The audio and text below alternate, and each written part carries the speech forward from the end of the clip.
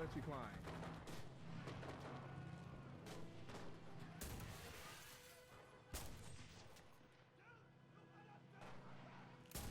No, fucker. Trying to hit me? Oh! What's up, people? In this video, I'm going to take a few moments to discuss Enlisted, a brand new free-to-play squad-based World War II shooter from the creators of War Thunder. It's currently in open beta on PC in the modern iteration of consoles. It's very much still a work in progress, but I feel like this one actually has some decent potential. Even with that being said, this game definitely has a few features that allow it to stand on its own without just being a clone of games that already exist. Of those features, the most significant has to be the fact that you don't spawn into a squad in this game. You spawn in as the squad. Whereas in Hell Let Loose, you pick a team, you pick a squad, you choose a role in that squad, and you spawn in.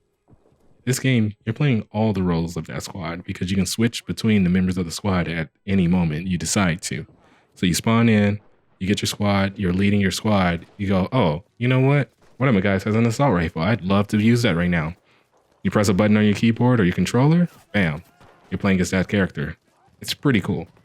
But that also means that when you die, you're gonna have to take control of one of those squad mates. If your squad mates die, that's one less life you have in that squad, and less firepower and less manpower you have to capture objectives. So like, it's a really cool and dynamic feature that I've not seen in any other like shooter like this, especially not in a multiplayer environment. They have obviously games like the Brothers in Arms series where you're leading squads in a World War II environment, but that's single player. You don't lead whole squads in battle, and that's so cool to me. Like, that feature alone separates this game from the other games. Not only do you play as a full squad, you have the ability to give them context-sensitive commands with the single press of a button. If I want my squad to move to an area, I look at the ground in that area, I press the button, they move to that area. They do it somewhat intelligently, but they definitely aren't the best AI. I don't know if this is a mechanical thing, as your soldiers themselves have the ability to level up as you use them, and as they get more experience, you know, the soldiers themselves, I don't know if the AI gets better with them. Maybe their reaction speed increases or something, but as it is towards the beginning, like, I'm only level, 4 or 5 in the game, and my soldiers are like probably around the same level, especially for the ones I use more often than not. I don't use the vehicles as much as I probably should, so my soldiers, my actual infantry, are a lot higher level. So I'm wondering if they work better as they level up. The game doesn't really explain that too much, so maybe it does, maybe it doesn't. If it does, that's cool. At least that's something to work towards. It gives you a reason to grind for your characters, because there is grinding in this game. It's a free-to-play game. Don't forget that.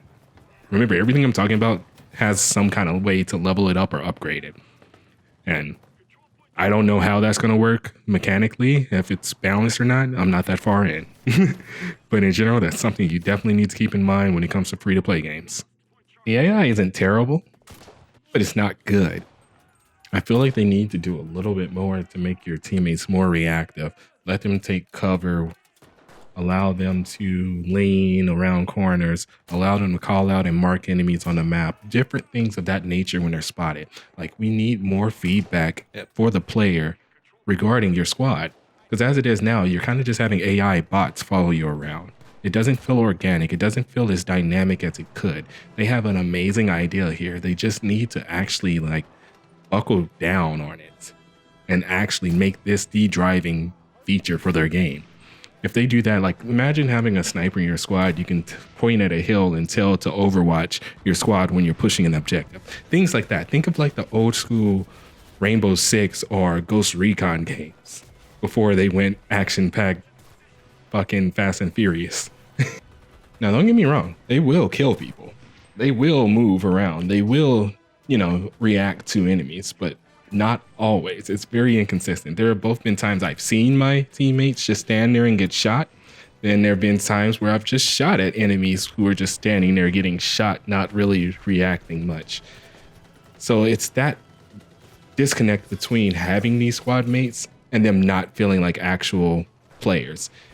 The one thing that could help this problem, even if they don't improve the AI significantly over what's currently there, is if they simply increase the player count. Currently, it's only 24 players, each with their own squad or vehicle crew or whatever you spawn in as.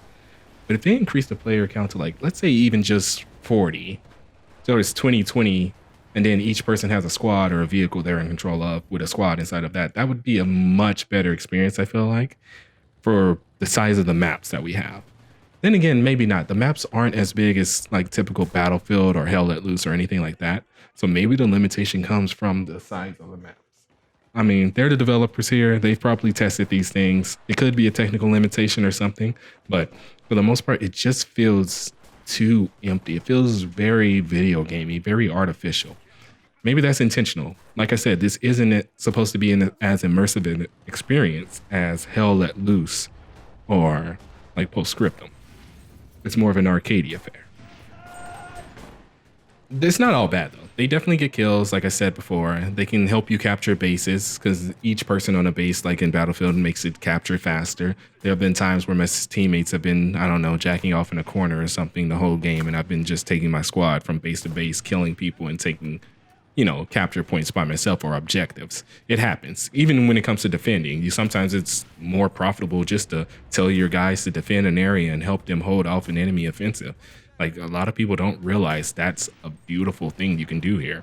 You can just aim at an objective, press a button, and have your squad hold down an area, even if you're not there. There have been times I've been holding down one objective, send my team to another objective, and just monitor their little icons in the bottom left to try and get an idea of what's happening there.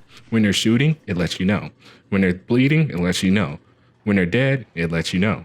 Also, you can just swap between them at any time by pressing a button. So if I'm on one side of the map and I tell my teammates to go to another side, I can literally press a button to try and switch back and forth between the two fronts, which is something I don't think people have realized and take advantage of, but it's pretty fucking cool. I'm spending a bit of time ranting about like the AI and the squad mechanic, but that is honestly what makes this game different from other World War II shooters, other than the fact that this one's free to play. But that alone doesn't really, to me at least, justify playing a game just because it's free to play. If anything, that could be a detriment against the game, in my opinion, because you know then you're going to get the microtransactions, the cash shops, the battle passes, the different ways they're going to try and milk you to grind different things. That's all in this game. So like, free to play is more of a detriment in these kind of games, in my opinion. Well, I'm not going to go far and say like the game's pay to win, since I honestly wouldn't be able to tell you if it's pay to win or not, considering I'm so new to the game. I still have not ranked up all these levels and such. These opinions I'm giving are from what, maybe 10 hours in the game, which isn't an extensive amount of time. But I digress. The game as a whole is solid. The graphics are great. They're basically what you would expect from a modern day game. It's not to the level of like Battlefield series or the modern Call of Duty game. Well, let's just say Modern Warfare, because I didn't think Black Ops looked that great. Cold War, I think that game looks like boo-boo. But I like to get sidetracked on these. It's nothing you're going to look at and be like, man, I can tell this is a free-to-play game. Like if I was playing it, people wouldn't know what the game was from another if I didn't explicitly say, or if they didn't have background knowledge on what the games were. Gunplay in the game is pretty much closer to the Call of Duty side of the spectrum more than the like Hell Let Loose or Postscriptum side of the spectrum. Shit, it's not even Red Orchestra. While the shooting itself may be more arcadey, your time to kill in that game is extremely low. 1 to 2 bullets to the chest from almost anything in the game will kill a person. That might be like an exception for like handhelds or assault rifles from a distance, but most things are lethal. Fucking heavy machine gun and like turrets and placements on like the German side on like the D-Day map. Those things shred the fuck out of people. And it's great until people blow you off of it with a tank or something.